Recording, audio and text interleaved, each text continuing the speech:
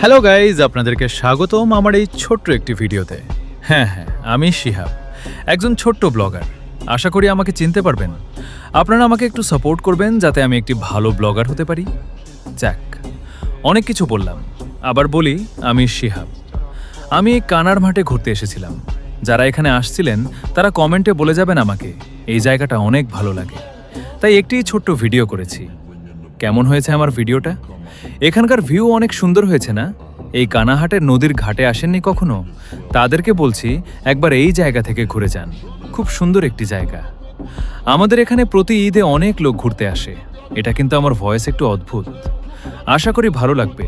এই জায়গাটায় হাজার হাজার মানুষ আছে ঘুরতে। আমাদের ভোলাহাটের একটি সুন্দর জায়গা।